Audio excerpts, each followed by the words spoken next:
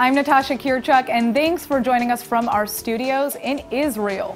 Coming up in today's newscast, Israel sends condolences to the latest victims of gun violence in the United States. The Israeli army uncovers bodies of 5 more terrorists in a terror tunnel in Gaza. And this may sound impossible, but 20 Ferraris are turning heads the wrong way in the Holy Land. Stay tuned for the latest news in Israel.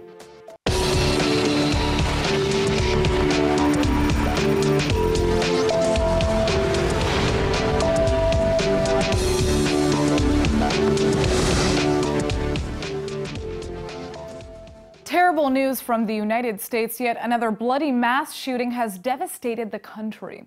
Police have confirmed 26 dead and at least 20 others injured after a gunman walked into a Baptist church in Texas and proceeded to open fire. Israeli Prime Minister Netanyahu has just sent Israel's condolences to the victims' families. Sunday church services were in session when the first shots rang out, a horrific and tragic setting for what is now the deadliest mass shooting in Texas history. The suspect, 26-year-old Devin Patrick Kelly, entered the church with a ballistic vest and a Ruger semi-automatic rifle. He opened fire, injuring and murdering victims ranging from age 5 to 72.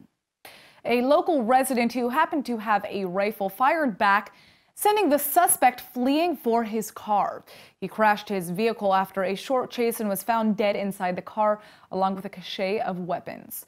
At this time, police haven't found a connection between the suspect and the church where he opened fire. In fact, at this time, the sheriff's office has confirmed they haven't been able to identify any motive at all, making the senseless act of violence all the more confusing and all the more heartbreaking. Well, Israel just discovered 5 more bodies of Palestinian terrorists in the wreckage of the Gaza terror tunnel that Israel destroyed earlier this week. Both Hamas and Islamic Jihad have demanded Israel return all of the bodies they recovered, but have refused to negotiate any swap for the bodies of 2 IDF soldiers that Hamas has been holding for the last 3 years. The army destroyed the terror tunnel just a few days ago after detecting that it extended from Gaza deep into Israeli territory.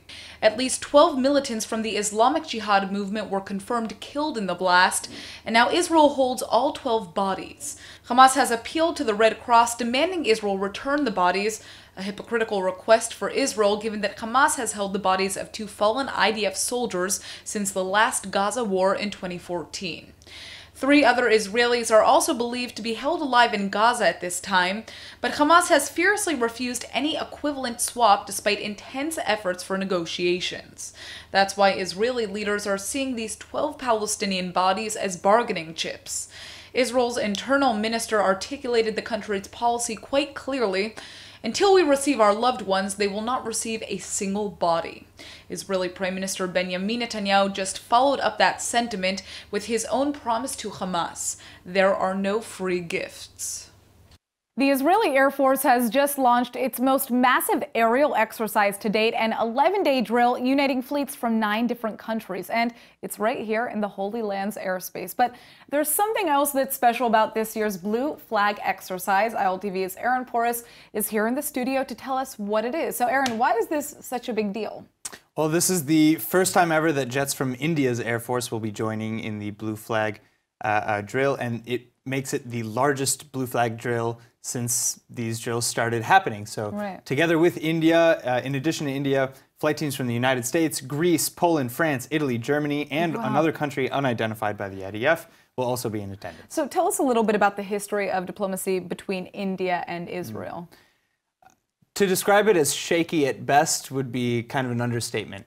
India did recognize Israel back in 1950 and allowed thousands of Jews, thousands upon thousands of Jews, to emigrate out of India into Israel freely. But aside from that, publicly, diplomatic ties were not great.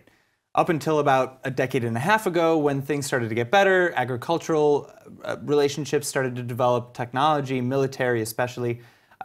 Just as an example, the current Prime Minister, Narendra Modi, was the first Indian Prime Minister sitting in office to come to Israel. Yeah, which was a huge deal. Yeah. Exactly. So this is a long history of no ties, and then suddenly there are plenty. Yeah. But I'll talk a little bit more about that in my report right now. Well, it's beautiful to see these deepening, closening ties, as they would say. All right, let's check out your report. All right. This participation marks a major improvement between Israel and India. Though diplomatic ties have been complicated in the past, India is actually the single largest buyer of Israeli military technology in the world. Just a few months ago, India's Prime Minister Narendra Modi became the first ever Indian leader to visit Israel. And now, India has just sent over 45 members of its Special Air Force unit who will spend the next 2 weeks in Israel flying alongside hundreds of jets from all over the world. So clearly, this is a relationship that's quickly warming up. This is the third year of Israel's Blue Flag exercises, which unites over 1,000 Air Force personnel to strengthen the international diplomacy and military cooperation. Given that this is the news, we unfortunately often talk about what's wrong in the world, but my next guest is a man who has spent a large part of his career trying to define what a healthy country should look like. Joining me now is the founder of SaveTheWest.com, Kenneth Abreu. Thank you so much for joining us. So tell us, this is kind of a big question, but what do you describe as the 3 building blocks of a healthy society? Right. Well, I monitor the economic health of a country, the cultural health, what's in people's heads, and number 3, the physical strength. Those are the 3 building blocks of any society. And actually, I pretend that I'm a professor and I grade politicians and societies on their ability to do those 3 things. Very interesting. So give us some examples of how you can build a healthier culture, per se. Well, what falls under these categories? Okay, well, the economics is the basis. We all need more money as a society to do what societies have to do. Culture, we have 2 cultures in every society. We have a secular culture, we have a religious culture. Both have to be strong.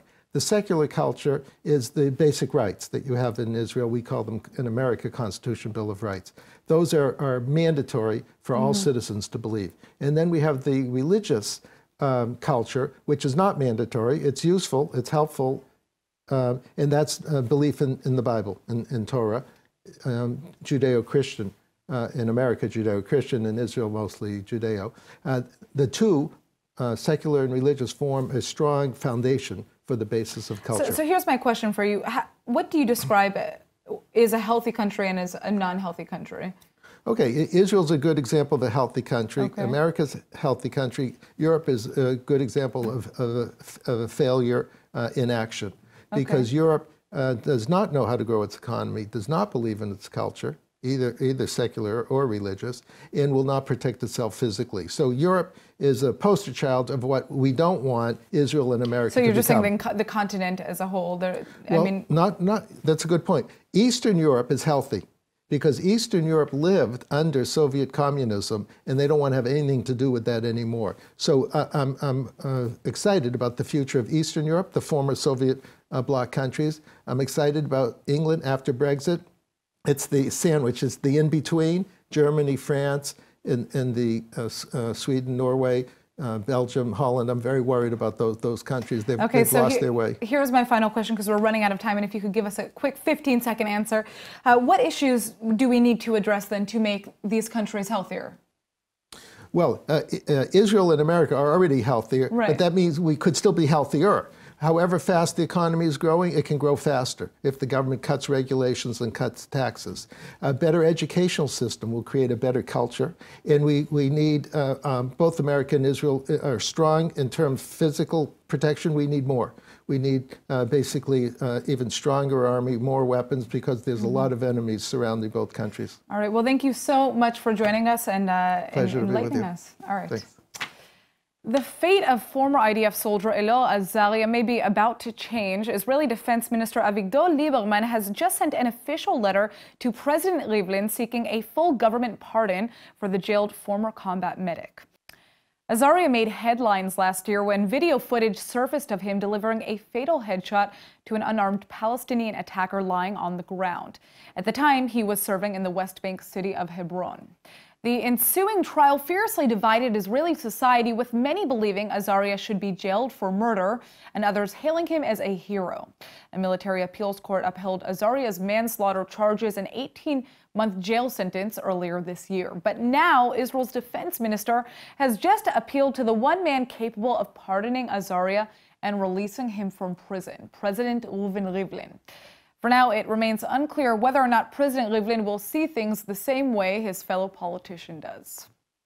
Now, just a few weeks after Argentina's former president testified on her government's alleged cover-up of the bombing of a Jewish center in 1994, shocking new evidence has surfaced. Alberto Nisman was the prosecutor who accused the then president of covering up Iran's role in the Buenos Aires bombing, and 4 days later he was found dead with a bullet in his head. That investigation was tied up in red tape until now, and ILTV's Joy Gavillon is here with the details. Joy, what's the new intel here? Hi, Natasha. Well, after a new police report on what is one of the biggest criminal cases in Argentinian history, it has been finally confirmed that prosecutor Alberto Nisman was murdered. And this leaves behind the hypothesis of suicide, considering that the initial reports back in 2005 concluded that Nisman was alone at the moment of his death. Just unbelievable. So how did they get to prove that after, more than 2 years, he didn't kill himself? Right. Well, after this probe, the Argentinian border police released this new report with key details that weren't mentioned in the previous reports. The evidence shows that his nasal septum was broken, he had blows to his hips and other areas, and that the anesthetic ketamine was found in his body, but I'll tell you more in my report. The shocking new evidence uncovered by the probe into Nisman's death has devastating implications for the Argentinian government, and all evidence clearly points to murder. Police have confirmed Nisman was beaten by two people who then dragged him, forced him into a crouched position by the bathtub, and then shot him in the head, purposely staging the entire thing to look like a suicide. That's a narrative supporters of former President Cristina Kirchner have been pushing for years, arguments that have now been proven totally false. And the fact that this murder happened just days after he formally accused Kirchner of covering up Iran's role in the tragic bombing of the Jewish center, the deadliest bombing in Argentina's history, almost certainly says a lot about the motives behind this crime. Approximately 500 people in Israel commit suicide every year. 100 of those people are youths, and this estimate is expected to be much lower than the real number. Well, Bishvil HaChaim, or the Path to Life organization, is providing support and raising awareness about this global issue. And joining me now is board member and support coordinator at Bishvil HaChaim, Keshet Bar-Yadin. Thank you so much for joining us. Thank you for having me. All right, so let's talk about first the issue of suicide. This is something that happens all over the world, right. But in Israel, is there more of a prevalence? Well, we are not on the top 10, but of course it's a problem. People don't know that more people die by suicide in Israel than they die in traffic accidents. Wow. So the problem is really big. It's all over the world, but it's also here. Are there specific causes of this issue here in Israel? Look, the causes are all over. A lot of time depression or mental illness, and sometimes we don't know. There's no one specific cause. It's a number of things that have to do. There's usually maybe a trigger, but you cannot pinpoint a cause. Okay. So let's talk about your organization a little bit and kind of what inspired you to tackle this issue. Okay, so we have two goals. One is to support the families, and we have support groups, and we have individual therapy, and we have volunteers that actually support somebody that just happened to them. And we know how important the support is, because the families that it happened to them, they are at 8 times more risk than general population for them to happen to them again. Wow. So the support is crucial. So support means saving lives. Now we also work on preventing suicides also on the national level. We try to raise awareness by having an annual march and by having conferences and by being in press, but also by pressuring the government so they do more. And thanks to our pressure, actually in 2014, a national suicide prevention program was established by the government, but it's under budgeted and the budget is being cut, so we are worried. Plus, like you said, a lot of youth dies and dies by suicide, and the Ministry of Education has to do more and has to implement the suicide prevention talking about program. what the government needs to do to help, combat this issue. If you could kind of quickly try to tell us, what do you think are the main issues that need to be tackled in terms of making sure that Israel really takes care of this issue and combats it? Well, it's all about the budget. It's about for it to be the budget, there needs to be awareness. People have no idea. This is a subject that's a taboo, and people don't want to talk about it. And there's a lot of myths and stereotypes, and that's why it's so important. We call families to come and not be alone with that loss, so they can freely talk about their feelings of guilt and of shame in our support groups. Look, we do a lot. I'm proud to say we're doing a great job. Is it enough? No, we want to do more, but we need help. We are a volunteer-based organization. We need donations. Where can we volunteer and/or donate? Well, you can look up online, Path to Life, or in Israel, Bishvil HaChaim. Okay. And what brought me to that is my dad killed himself when I was 18, and I did not receive support that I needed then. And the death by suicide is a really complicated one, dealing with the grief. It took me actually 20 years to stop repressing and start dealing with it, and I was fortunate to find Bishvil HaChaim, attended one of the groups, and I stayed.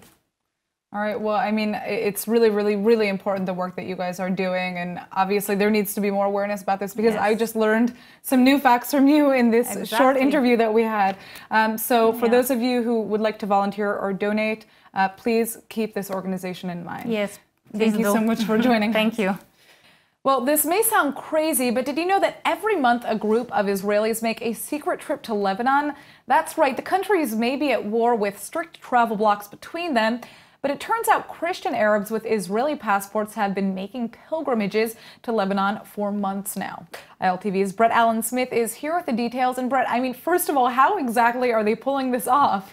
Well, as you said, under normal circumstances, Israelis wouldn't even be able to get through the airport onto a flight heading for Lebanon in the first place. But we've learned that these trips are made possible through a series of backdoor channels, all sponsored by the Catholic Church right here in Israel.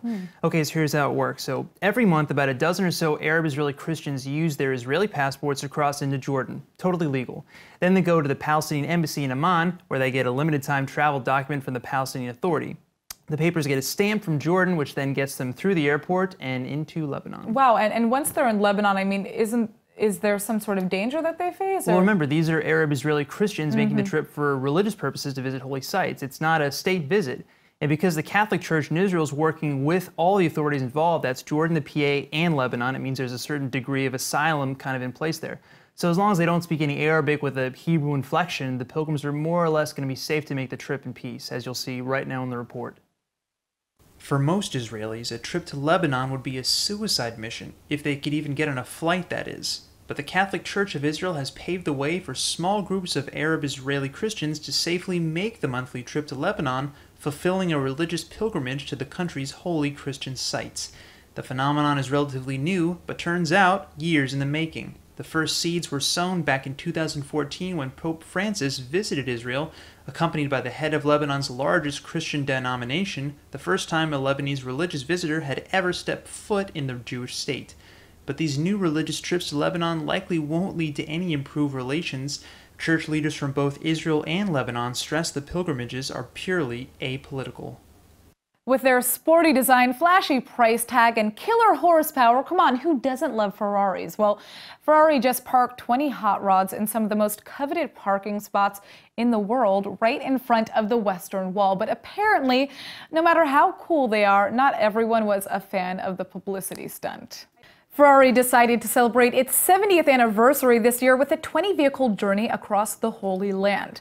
A stopover in Jerusalem only seemed natural, but worshippers were shocked to discover all 20 hot rods occupying prime real estate directly in front of the Western Wall Plaza, courtesy of the site's Heritage Foundation. And some of the words overheard were, well, less becoming than a Ferrari. It's a sacrilege, one said. Shameful, described another. This is hardly the place for cars to meet up. It's sad to see the level of denigration to a place so holy to Jews, proclaimed another.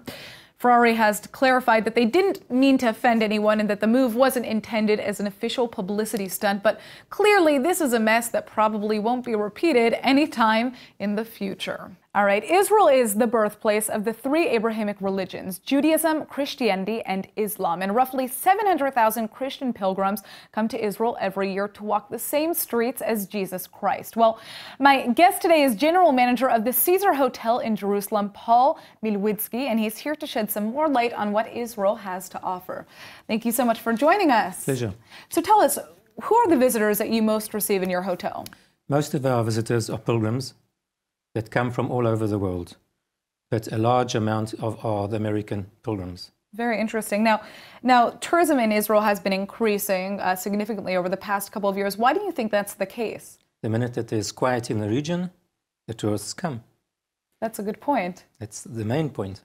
But, there are still, misconceptions that Jerusalem in particular is more dangerous because of what people see on the news. Is that something that you deal with, or is that one of the things that threaten business, perhaps? At a certain time, that was the conception, but it's not anymore. When you have bombing in London, New York, Paris, wherever it is all over the world, people have come to recognize that the situation is worldwide, and they've got used to it. It's an interesting point that you're making. So let's hear just a little bit more about Caesar Hotel, kind of what are some of the offerings that you guys have for those who visit you, because we're running out of time, but we'd like to hear a little bit more. Okay, most of the people that come to Jerusalem spend the minimum of 3 to 4 nights. They see the holy places and they see the places that have interest to them of the city. So as far as the hotel goes, most people leave the hotel at 9 o'clock in the morning and come back at 5 o'clock in the evening. So all they're interested in is a clean room, an interesting TV stations, and a nice meal. And that's what you offer, right? That's what we offer. All right, well, thank you so much for joining us, Paul, to tell us a little bit about tourism and why everybody should come and visit Israel and not be scared, right? My pleasure. And have a great day. Thank you. Ever open your Facebook or Instagram and feel like you can't escape photos of food? Well, your friends may make it their hobby to take pictures of everything that they eat, but there are some people who actually do it for a living. ILTV's Emmanuel Kadosh has the inside scoop on Tel Aviv's Color Food Festival. Are you a little obsessed with taking pictures of your food? Well, get ready for the ultimate edible experience. Make sure your cameras are out and your bellies are empty, and you're set to experience the most extraordinary combination of fine arts and fine dining at the Color Food Festival here in Tel Aviv. The Color Food Project began its delicious and colorful journey back in 2012. Founder and food photographer Dan Lev created this photo exhibition out of love and passion for both art and food. Sitting one day and I thought about, let's do something that it's different. Let's create something that doesn't exist. Let's do something outside the plate. Let's challenge chefs that usually they taking picture with their phone, uploading Instagram, and bringing a lot of inspiration to the kitchen. We thought about color, art, food, and inspiration. The Color Food Project collaborated with the chef of the Aubergine restaurant in the David Intercontinental Hotel here in Tel Aviv to host the Color Food Festival. First time we do it with the chef that doing dishes, doing the whole menu of colors out of inspiration from the images. It's really we're showing chefs' world outside the plate, very abstract, very artistic, something different. We created the language that I'm teaching in school. My students, they're doing color food lesson. It's like phototherapy. Phototherapy sounds pretty relaxing, but what's better than eating a delicious meal that looks so good you don't even want to take a bite? Today, Instagram, 70% is food. Everybody's taking pictures of restaurants, cooking, sharing. It becomes the whole world talking about food, taking pictures of food. For all those foodies out there drooling over all these insanely delicious dishes, don't worry. This is not the last time the Intercontinental Hotel will be holding a food event. If you can't handle the excitement and are planning a trip to the Holy Land, make sure to check out the David Intercontinental website to see what food-like events are coming up next.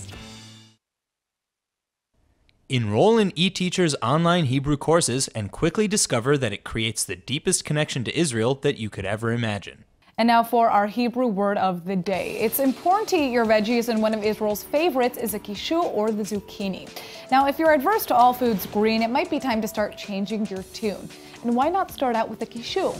Zucchinis are full of vitamin C. They're great for your nervous system and eyes, and they're super low in calories. The best thing about a kishu is that you don't need to eat it plain. You can stuff it with delicious rice or cheese and even turn it into lechem kishu, or zucchini bread. I don't know about you, but I'm actually getting hungry. All right, let's go ahead and take a look at the weather forecast. Tonight should be partly cloudy with light winds at a low of about 61 or 16 degrees Celsius. Tomorrow is expected to be partly cloudy again, but with a slight rise in temperatures to a high of 77 or 25 degrees Celsius. All right, that's it for today's news. Today's exchange rate is 3.51 shekels to the American dollar. Remember to sign up for our daily newsletter at iltv.tv. I'm Natasha Kirchuk, and thanks for watching.